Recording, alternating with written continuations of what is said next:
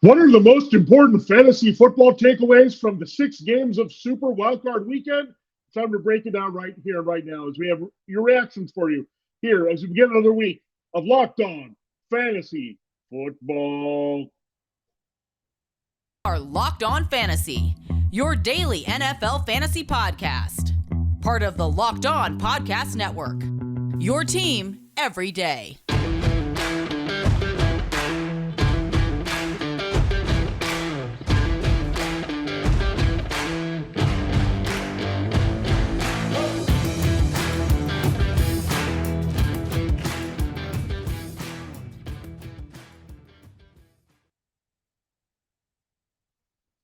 Greetings, everyone, and welcome to another edition of the Locked On Fantasy Football Podcast. As usual, I'm your host, Vinnie Iyer, and I'm not doing this. I'm writing about NFL and fantasy football for SportingNews.com. It was a bit of an unpredictable wildcard weekend. We had some surprising results here, some big offensive performances, which is good for fantasy football in the playoff edition, as well as DFS, where there's individual contests, those slates over one day of the playoffs or individual games, whatever you looked at here. Good scoring had returned here for the playoffs, which is great for fantasy football. More impact players, more numbers being put up. So it was an exciting weekend for sure. We only had 2 games that were decided by more than one possession. They were actually the first and the last game, as the 49ers handled the Seahawks, and the Buccaneers went kind of downhill against the Cowboys. The Cowboys dominated that game, as we saw, to close the wild card playoffs in the NFC on Monday night. So we'll have reactions from all 6 games. We'll go in order here, and the takeaways from both sides of the games, the most important ones there for the losing teams and the winning teams as they move on to the divisional playoffs, and the rest of the teams, half of them go home and think about what could have been in the 2023 offseason. So we'll have that in detail for you on today's show before we can flip the script and go into the divisional playoffs. We'll go deep into those 4 matchups as we go along as well this week. Today's episode of Locked On Fantasy Football is presented by PrizePicks. PrizePicks is daily fantasy made easy. Pick 2 to 6 players that score more or less than their PrizePicks projection. You can win up to 10 times your money on your entry. First-time users can receive a 100% instant deposit match up to $100 with the promo code Locked On. That's PrizePicks.com, promo code Locked On. All right, it was a pretty good week for our Prize Picks of the week. A few clunkers there, but for the most part, it looked really good for some of the things we were expecting here. Let's start with the 2 games on Saturday on Locked On Fantasy Football. 43-21 was the final for the 49ers. They pulled away. It was close in the first half. The Seahawks were rather competitive, but the 49ers just turned it on, went in overdrive. A big part of that was Deebo Samuel. He caught a 74-yard touchdown pass, a short reception from Brock Purdy. He went the distance down the sideline. It was a beautiful play design, and Deebo had nothing but green grass in front of him there on the sideline after he made a couple moves. So I love Deebo being fully healthy. He's back turning on the Jets. No concern about knee or ankle or anything like that. He looked fantastic against the Seahawks, and he was the usual Deebo weapon here. So 6, 133, and 1 for Deebo, including that 74-yard touchdown, providing more than half of those yards. So still making the big impact. But how about going after his rushing total projection there on PrizePicks?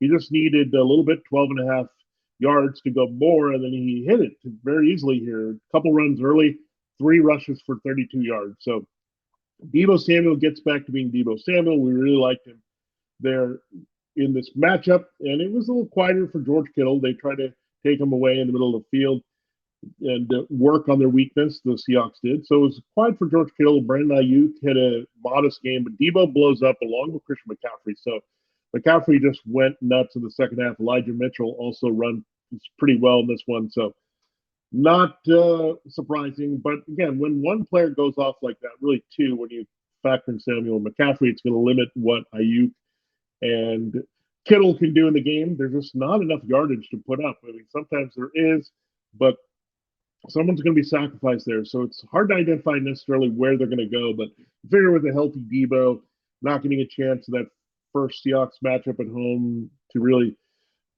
dominate them. So when you look at that, he gets the opportunity back in San Francisco, and it does his big damage. So Deebo going to be a big factor going forward in the playoffs as the 49ers face the Cowboys in the divisional playoffs, who won on Monday night.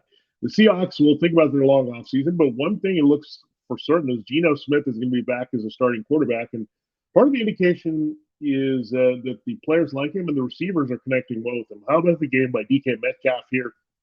He kept Seattle in the game, had the long touchdown that gave them a brief lead in the first half, but 10 catches, 135 yards, 13 targets, dominated targets. So Tyler Lockett was contained here. We like Lockett a little bit more than DK because of price, but DK comes through here, and that's big because we weren't sure if that connection was going to keep going without Russell Wilson, but I feel like Metcalf has actually gotten better with Geno. Geno puts some better ball on him in different situations. I think he involves him on more than just deep shots and red zone shots. So I think Metcalf has become a more complete receiver. One of the most underrated performances here as a wide receiver in fantasy this season. Is pretty consistent here all the way through the end. So Geno Smith facilitating the playmakers was a big reason the Seahawks liked him in their offense with Shane Waldron. So I think that Metcalf numbers there are going to really bode well for Geno's future. He is a free agent, but all expectations he's going to sign here and not go,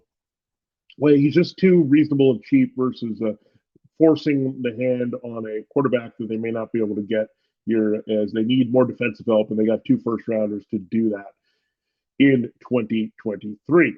All right, let's go to the Saturday night game. What a crazy game. The Chargers blow a 27-0 lead here.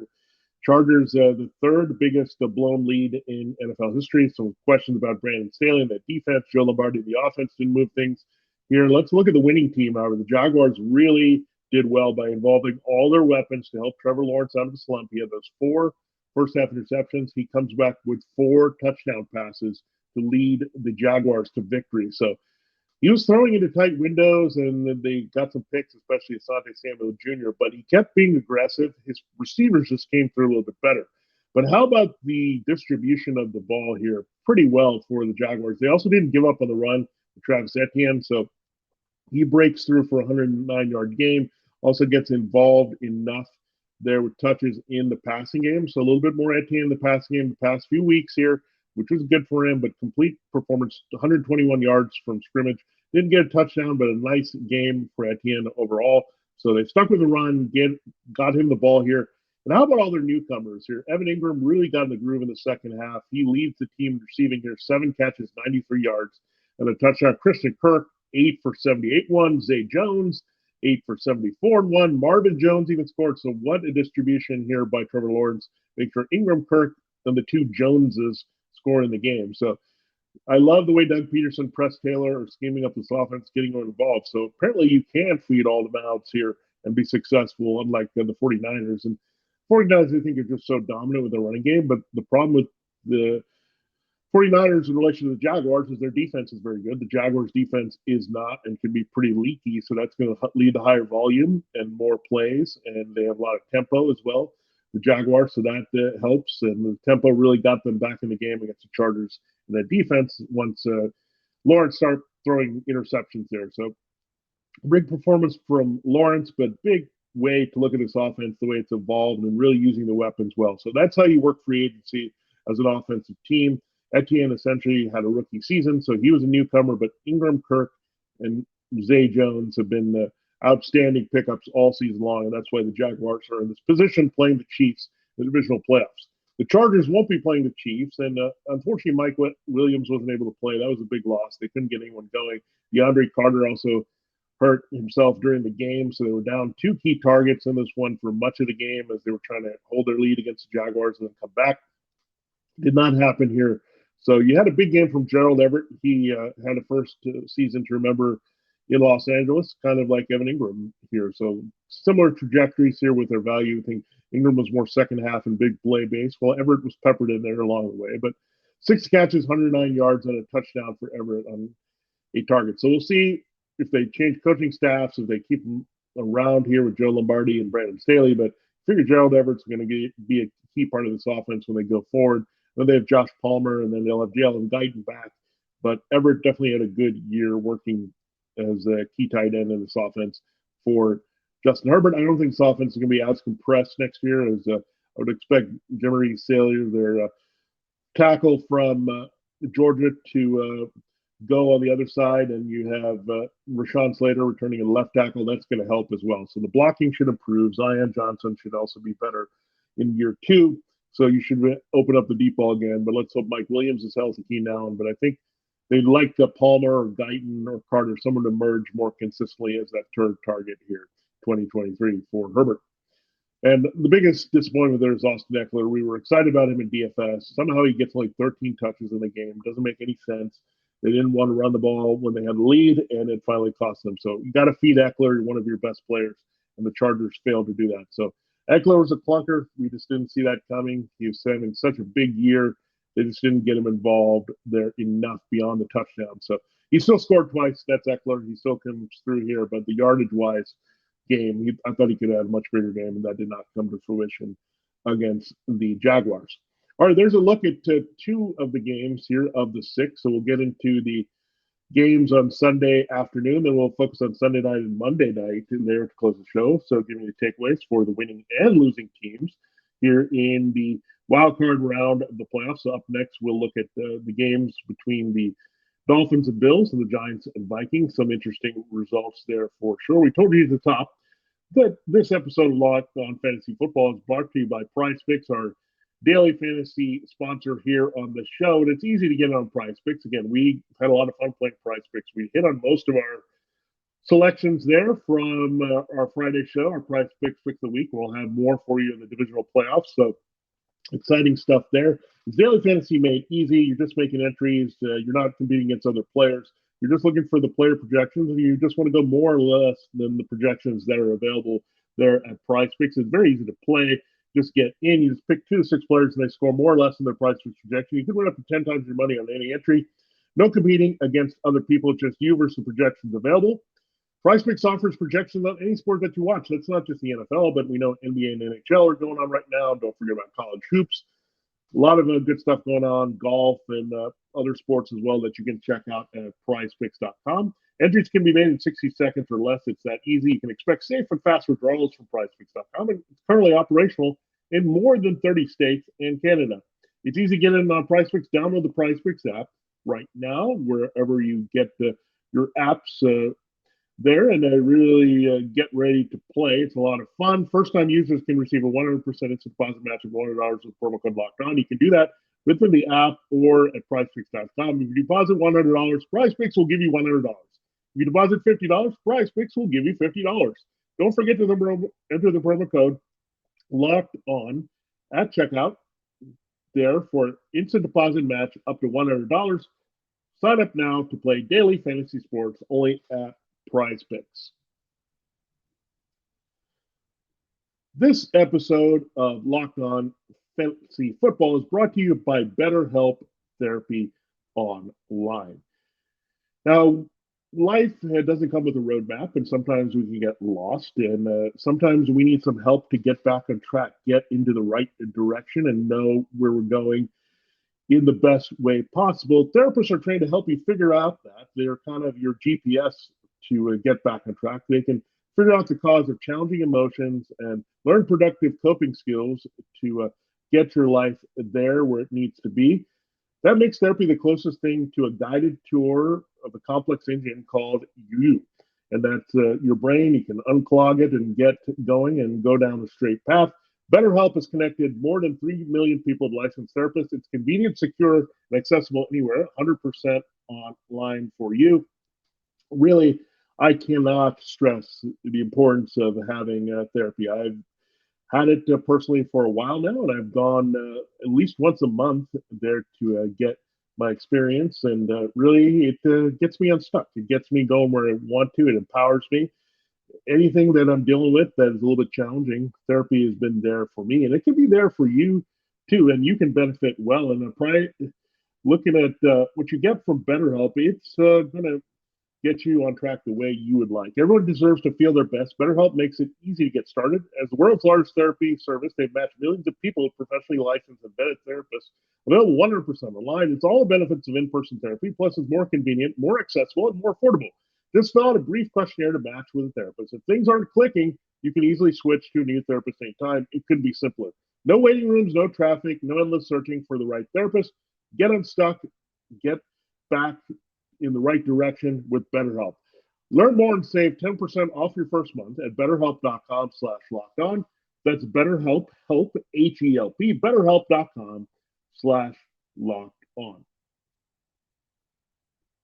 All right, it's time to continue the show here in Locked On Fantasy Football. We'll do that in a moment. Thanks again for making Locked On Fantasy Football your first listen every day. Subscribe to the Locked On NFL podcast and get daily conversation on the biggest NFL stories, plus in-depth analysis on the biggest games of NFL key predictions every Friday. That was big this past Friday for the wild card round. We'll have them again for the divisional round. And Monday, and if you missed that show, check it out. Local Insiders cover the weekend, the game to game episodes as well. So good weekend of action, good breakdown. We'll have more preview coming later this week. Locked On NFL, available on YouTube and wherever you get your podcasts. All right, let's focus on the two Sunday afternoon games and the fantasy football takeaways there. How about the Bills? And what I liked about the Bills, they spread the ball around here pretty well to survive the Dolphins. 34-31 is the final here. And you look at Stephon Diggs, 7 catches, 114. So he acted as the number one receiver for Josh Allen. But Gabe Davis is what we're looking for. Gabe Davis, playoff Gabe Davis back. 6 catches, 113 yards, and a touchdown here for Gabe Davis. So Davis looked good. This is, I thought, the role that he was going to have as the clear number 2 here. I hope that Isaiah McKenzie was inactive. That helped to Khalil Shakir have a game. 3 catches, 51 yards. He also had one play that could have gone to boost that number close to 100 yards there. So Shakir appears out to be a key target here with Diggs, Davis. Shakir can work the slot, so I think he's going to be a big slot replacement there for McKenzie as they move on from there. Dawson Knox also scored again. He's been on a heater with the touchdown, so he's been Mr. Red Zone for them of late, so Knox getting it done. How about Cole Beasley scoring? But Beasley is just kind of filling as McKenzie has missed time. But Khalil Shakir looks like the real deal here as their third receiver behind Diggs and Davis to make them even more explosive in the 2020 regular season. But Josh Allen was dealing. He was actually contained in the running game. James Cook had a nice run early, but him and Devin Singletary were contained. So it was a high-volume pass game, which we wanted to see. The Bills suddenly got more aggressive throwing, and it led to better numbers overall. So there were a lot of games where Allen was taking over with his legs. The running game was working. They didn't need a lot more than Stephon Diggs. But now, without McKenzie, Davis and Knox having their presence felt as well as Shakir. So good to see that here from the Bills as they move on to the expected matchup in the divisional playoffs, hosting the Bengals next week. Rough ending for Tyreek Hill. He had 15 targets in the game from the rookie Skylar Thompson. They could have played Teddy Bridgewater, but he had the broken finger. He just couldn't go. Thompson hung in there, but just highly inaccurate. But still, Hill ends up with 7 catches for 69 yards. So had to compress the passing game a little bit, throw some shorter passes here. They also didn't have Raheem Mostert in the running game, and Jeff Wilson Jr. and Salvin Ahmed were pretty much shut down. So they had to go to Hill, but again, better things were coming for Hill. We saw Tua Tagovailoa, that connection. Tagovailoa is supposed to return as expected as a starting quarterback. Hopefully he's fully healthy to get Hill going again. I mean, Teddy Bridgewater also facilitated Hill, but Tua and Hill had a connection there. So let's hope it gets better. But 15 targets only come up for 769. Just a tough break there with a quarterback change to a 7th-round rookie, and that shouldn't happen again for the Dolphins next year. All right. That was a good performance, mainly by the Bills receivers. Not much to see with the Dolphins in that game, despite the score. They did get a defensive score in that game, so not much offense to speak of for Miami. There was a lot of offense for the New York Giants. They went into Minnesota. They lost up there in Week 16. They come back here and win this game, 31-24. The first game, it came down to the wire. One possession game. What else is new for the Vikings? They went 11-0 in one-possession games. They were due to lose one of these games in a close atmosphere. If they didn't get the plays late down the stretch, they didn't get them. Well, the Giants delivered them. And what a performance by Daniel Jones. It's a big takeaway here. They gave Daniel Jones the Josh Allen, Patrick Mahomes treatment. Not a big surprise when you have Brian Dable, who worked with Allen in Buffalo, and Mike Kafka, who worked with Mahomes in Kansas City. But they unleashed him. It's kind of like the Colts game where he just dominated as a dual threat to put the Giants in the playoffs. Now they win in the playoffs because of Daniel Jones. What a performance there. 301 and 2 touchdowns. To do 301 yards passing with that limited receiving core is something else. And 17 carries to lead the team for 78 yards rushing, also leading the team. So They made Saquon Barkley more of a dual threat, 14 touches for 109 yards and 2 TDs. Pretty simple. Only 5 carries for Saquon. He scored twice on the ground. He was involved quite a bit in the passing game as well. So pretty balanced use of Saquon from scrimmage, but Daniel Jones just took over. And how about Isaiah Hodgins? We liked him to shoot over that PrizePicks projection for his receiving total was in the 40s. He gets 105. So he clears it and then some. 9 targets for Isaiah Hodgins. He gets a key touchdown early, 6 catches, 105 and a score. So Hodgins looks like a keeper here. Between Kenny Golladay, they moved Kadarius Toney. Golladay was disappointing. Sterling Shepard got hurt. You had Wan'Dale Robinson on the shelf. So I think Hodgins and Robinson are going to be key targets here. I think they can use one more target when you include Hodgins and Robinson, Daniel Bellinger. A lot of youth there in the receiving game there. But Jones is really connected well. Hodgins just missed on a connection with his old go-to guy, Darius Slayton, to put away the game late, but the Vikings couldn't come through because they threw a 3-yard pass to TJ Hawkinson on 4th and 8 versus looking at Justin Jefferson. So Hawkinson came to Minnesota, and he got major use here ahead of Irv Smith Jr. 10 catches, 129 yards, and 11 targets. So Hawkinson is clearly the number one receiver there, trusted by Kirk Cousins from that position at tight end. So I'm not sure they're going to look too much to Johnny Munt and Irv Smith going forward with that performance from Hawkinson in the playoffs. They said that Justin Jefferson was not available in the play, but he was not available on the whole fourth quarter because they didn't target him. Most of his targets came in the first half. He ends up with 9 targets, 7 catches, 47 yards. I think that's kind of unacceptable from Kirk Cousins and Kevin O'Connell. I talked about it. They just didn't get Jefferson involved enough. He was the biggest asset in the game, most talented player on the field, didn't get him going, and the reward was a loss to the Giants. You got to target Jefferson with the game on the line late. That did not happen for Kirk Cousins. They turned it over on downs. The Giants ran out the clock with Daniel Jones actually losing some yards on his kneel downs, but big performance by Jones. Kirk Cousins was pretty good, but again, in the end, his playoff self was not as good as his regular season self. So, especially not getting the ball to Jefferson enough. It's also disheartening where Adam Thielen, with only 3 catches at 50 yards, to outproduce Jefferson with yardage. So, got to get Jefferson open a little bit more better. And O'Connell has to do it. Cousins has to throw to him even when covered. This guy can split double teams. He can catch balls with one hand. Come on, just get Jefferson the ball. That was the biggest disappointment from wildcard weekend with any of our stud players this week. Most of the other studs saw the ball in key situations. The Vikings chose not to involve Jefferson much after the first drive of the game.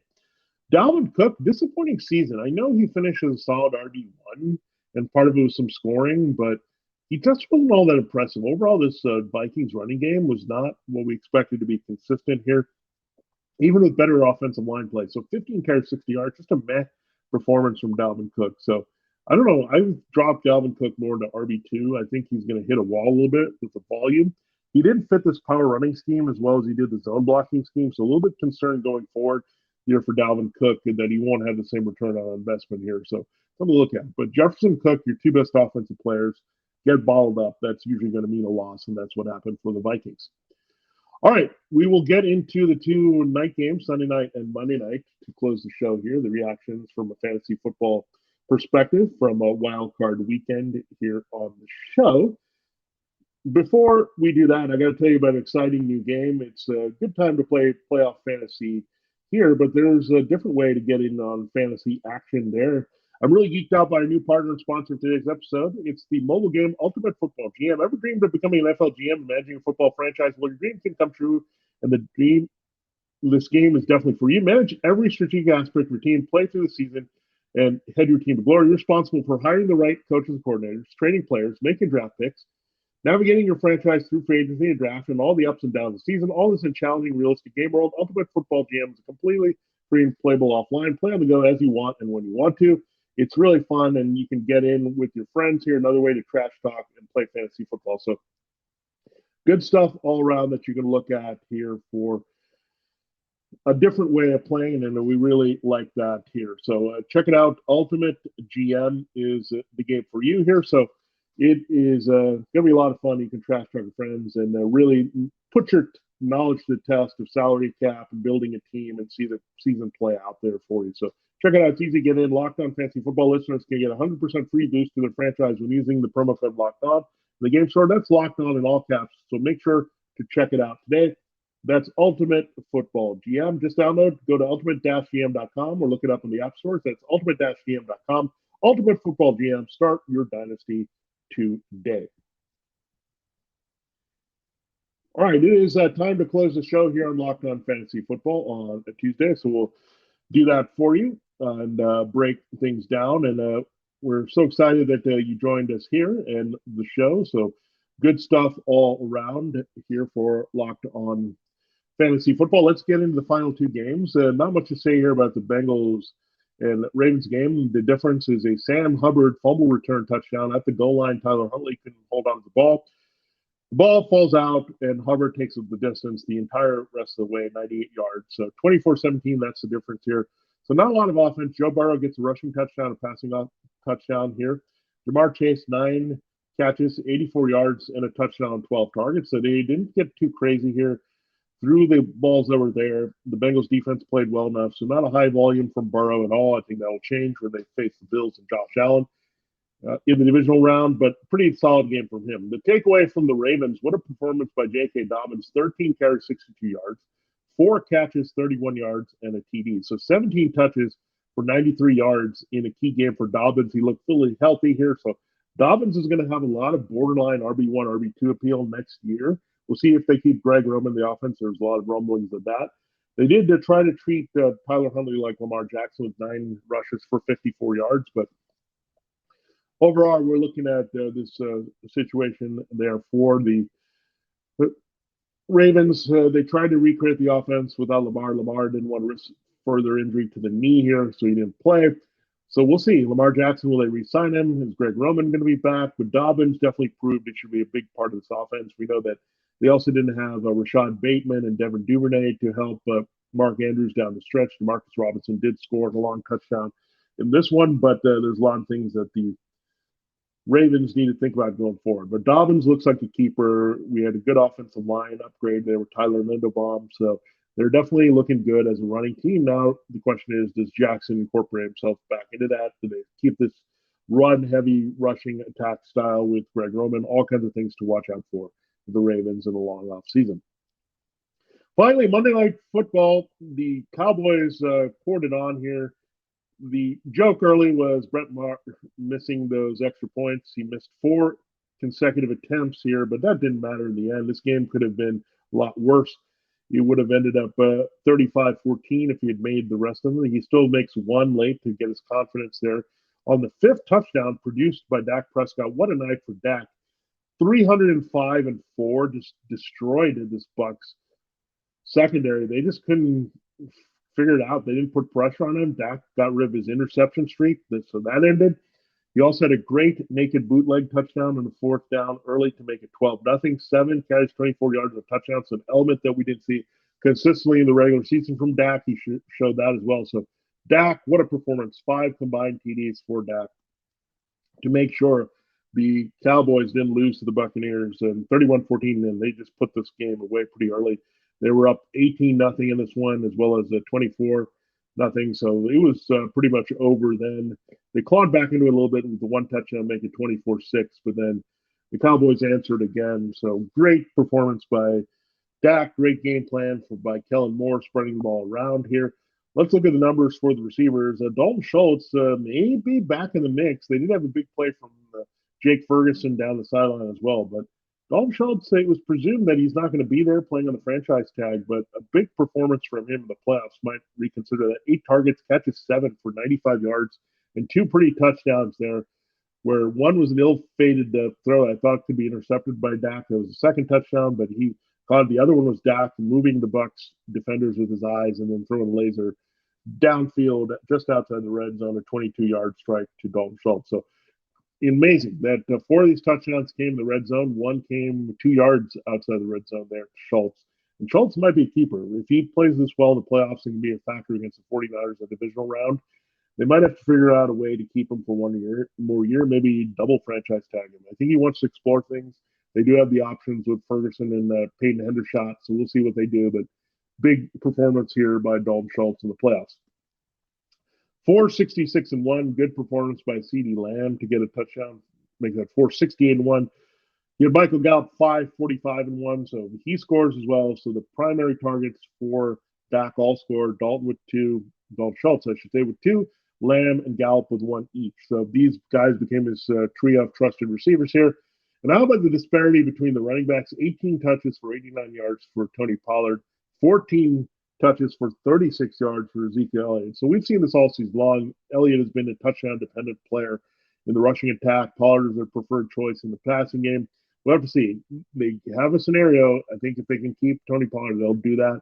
He is a unrestricted free agent. He could touch the market, but one way to confirm they would keep Pollard is getting out of Elliott's contract, freeing up that money, and then paying Pollard with that and getting a complimentary back in the draft or somewhere else. So something to watch out for, but for now, they'll need Pollard and Zeke against the 49ers in the divisional round. The Buccaneers offense, what we saw for most of the season, compressed, even with Ryan Jensen back in center. Donovan Smith was back healthy as well with Tristan Wirfs at the tackles, just compressed, not really getting the job done here. So it ends with a thud with only 14 points here, a touchdown, then the later touchdown 2-point conversion. Chris Godwin, 10 catches, so big year for him. We know he went over the century mark in receptions, 10 catches again. This one, 13 targets, 85 yards. So not a lot of yardage there. Very compressed, short yardage type of passing game, looking for just enough to move the sticks. Nothing of a field stretching ability here with Mike Evans being bottled up by Trayvon Diggs. They had a shot for him in late garbage time to get him a touchdown, but only 6 catches for 74 yards with not much impact and 11 targets. Julio Jones, we'll see if they keep him. Great play by Julio to catch a 30-yard touchdown to kind of get the Buccaneers a little bit of life here late in the game, but 7 for 74 and 1. He's a free agent. Scary incident, however, with Russell Gage. He stayed on the field for a long time after taking a hit. So they signed Gage as a priority guy behind Godwin's Evans, team number 3. He had some moments, but didn't stay healthy for most of the season with different issues. So let's hope he's okay with the neck here. Julio Jones also banged up for a lot of the year, made an impact here. So they could be in the market for a number 3 receiver. In fact, the Sporting News, in the mock draft, I have them taking Keyshawn Boot out of LSU to really help and maybe woo Tom Brady back. That's going to be the biggest question here. Do the likes of Godwin and Evans, rookie K. Naughton, who was pretty good in this game, 4 for 58 on 7 targets. Do they do enough to convince Tom Brady to stay, or does he leave here? So a lot of things to look at here for sure involving the Buccaneers and their future. The biggest question, Tom Brady can get out of his contract, leave there, so there's no tag situation. He can go anywhere if he chooses not to sign with the Bucs. So we'll watch that. He's not retiring, we know that. The Raiders are looming out there, so depends on the Raiders with their array of weapons here with Devontae Adams, Darren Waller, Hunter Renfrow, Josh Jacobs. Do they appeal more to him at this stage with Max Crosby on that defense there than the Buccaneers right now? So let's see how that plays out. But it's going to be an interesting offseason, and I don't think it's just those 2 teams. I think you'll see a lot of other teams involved for Brady, including the Titans with Mike Vrabel, his old buddy there. Dolphins are probably going to mix if they're worried about Tua Tagovailoa. Colts, all these teams are all going to be thinking about Tom Brady and has leverage there for the Buccaneers to get what he wants there. So we'll see what happens with Brady, but definitely Dak dominated and Brady. I wouldn't say he looked like he was going to be 46-year-old. A lot of it was doing with the Cowboys defense, but definitely something that we're concerned about with Brady going forward, staying with the Bucs based on the Bucs coaching not being very good in this game, and maybe Brady realizing he has to go elsewhere to have that one more shot at a Super Bowl. And thanks for making Locked On Fantasy Football your first listen today. For your second listen, check out the Locked On NFL podcast, bring you the local insights you love in the national spotlight with daily conversations of the biggest NFL stories, including all the action and results of Wild Card Weekend. Locked On NFL, available on YouTube and wherever you get your podcasts, just like this show. For Locked On Fantasy Football, this has been Vinnie Iyer. Have a great rest of your Tuesday. We'll check you out Wednesday as we start looking at the matchups for the divisional playoffs in fantasy football.